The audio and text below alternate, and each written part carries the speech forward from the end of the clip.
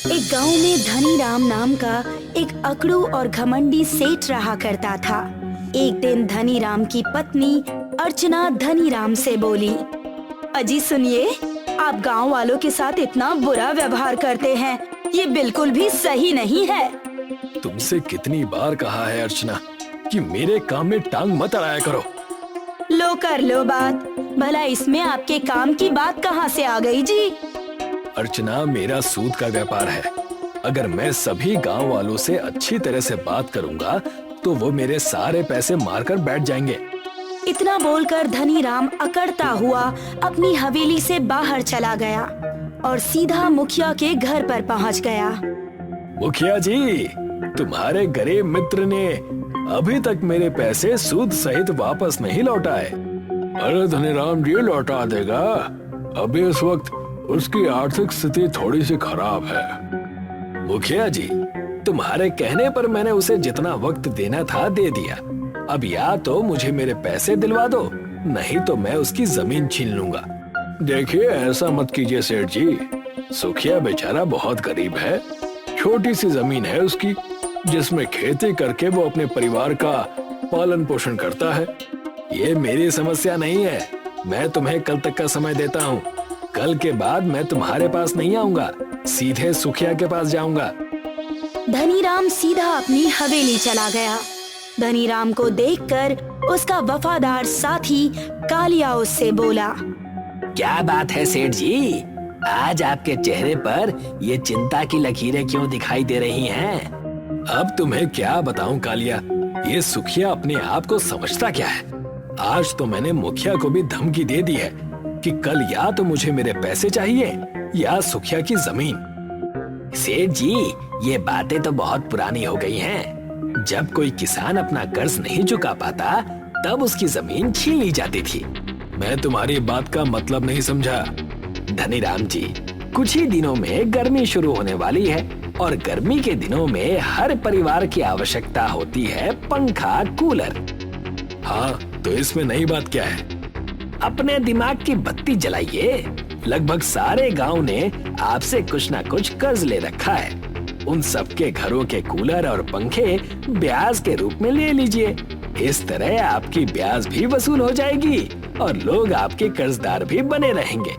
वाह कालिया वाह, तुम्हारी बुद्धिमानी की तो मैं पहले भी प्रशंसा करता था और अब तो मैं इसका कायल भी हो गया।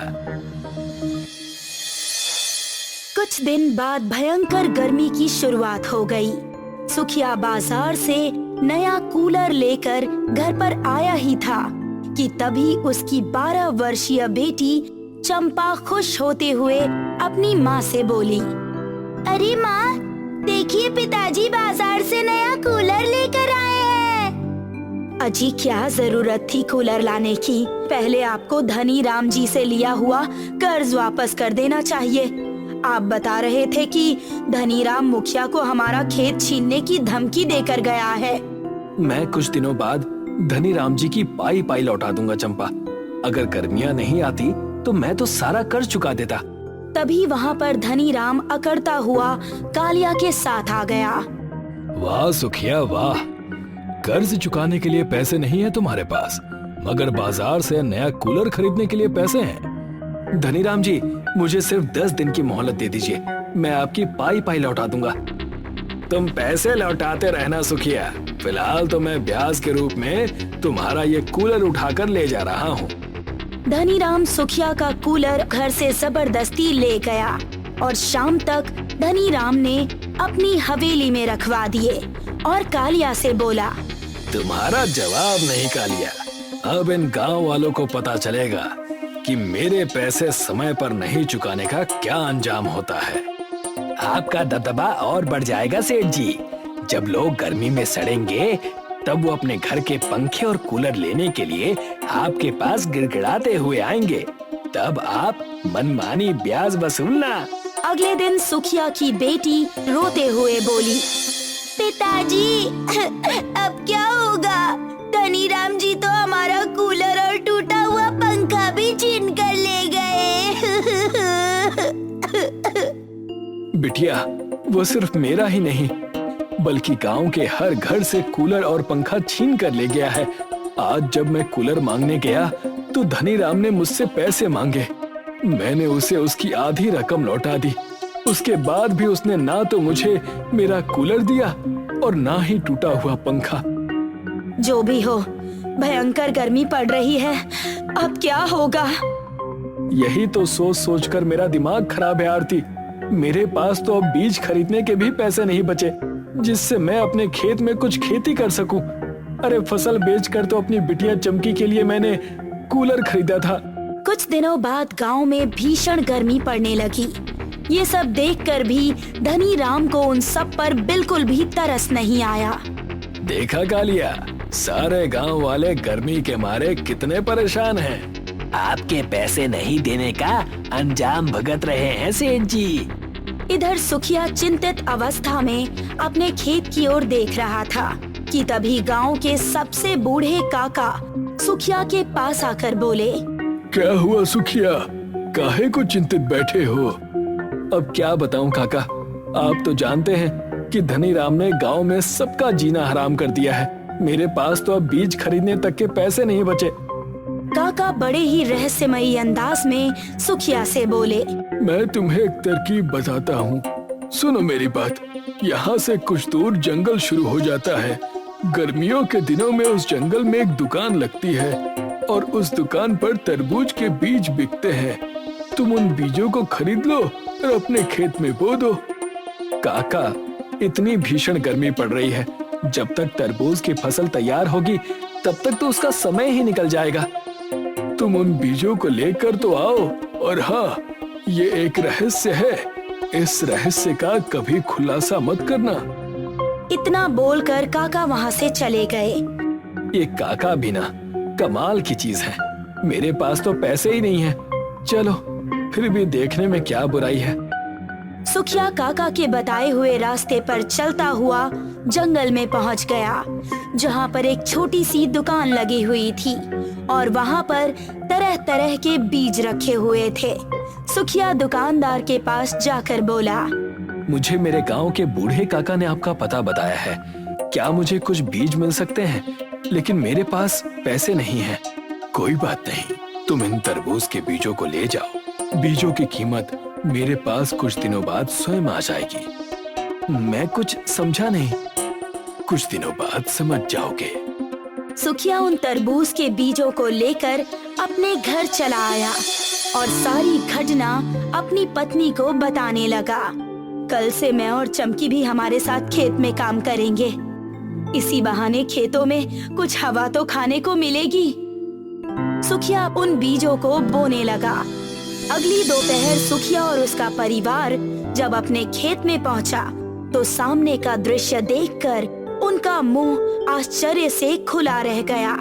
खेत में बहुत बड़े आकार के तरबूज रखे हुए थे।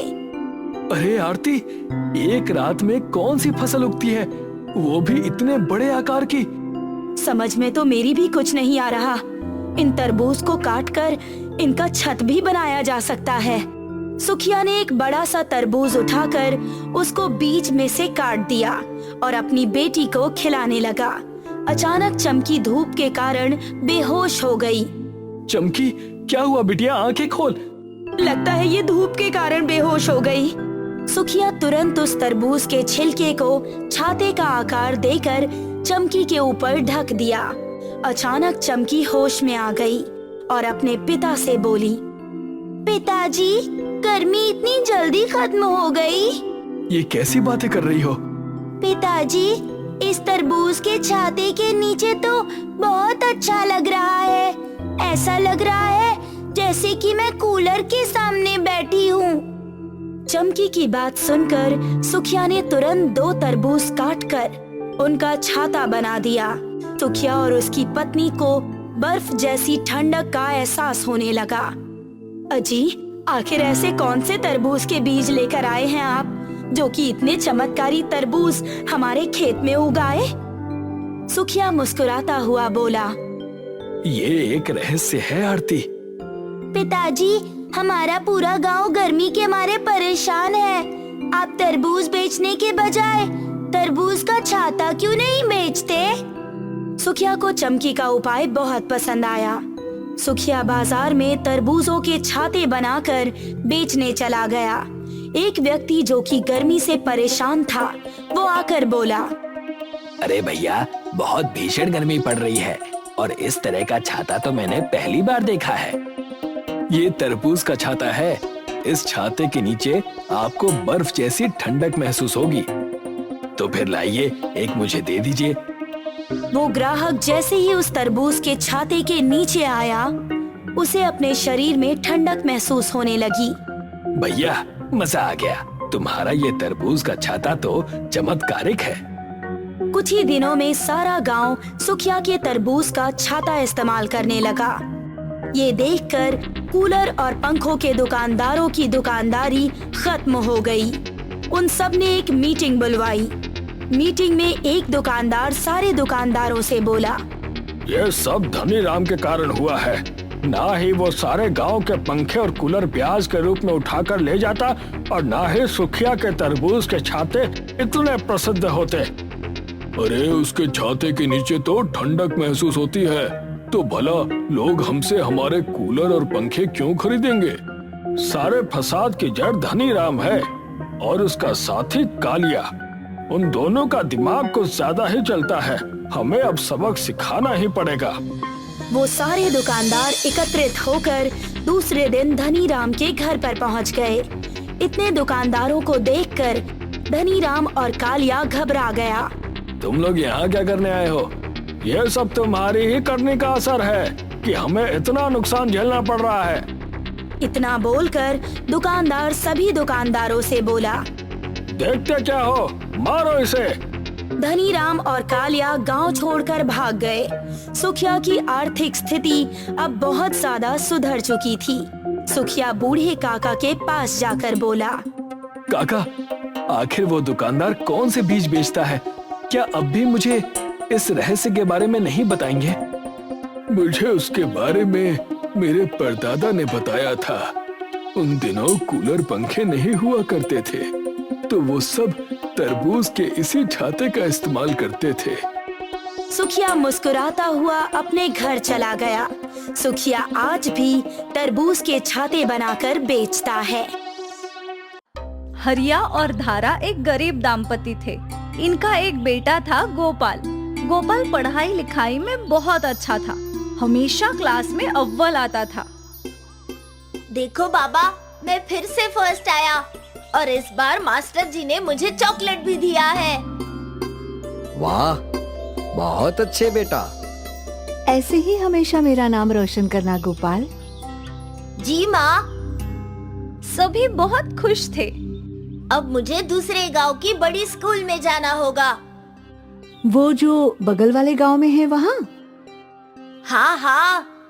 वो तो बहुत दूर है। तू कैसे जाएगा इतना दूर? माँ, मैं चला जाऊंगा। मेरे कई और दोस्त भी उसी स्कूल में जाने वाले हैं। उनके साथ मैं भी चला जाऊंगा। ये तो बहुत अच्छी बात है। तेरे साथ तेरे दोस्त भी होंगे। बस बरसात में तकलीफ होगी। 5 किलोमीटर भीग कर जाना है। भीगेगा क्यों? हम तेरे लिए छाता ले लेंगे। माँ, हमारे पास खाने के पैसे नहीं है। छाता कहाँ से लाएंगे? बेटा, अभी बरसात आने में 1 महीना है। 1 महीने में हम इतने पैसे तो जोड़ ही लेंगे कि हम तेरे लिए एक छाता खरीद लें।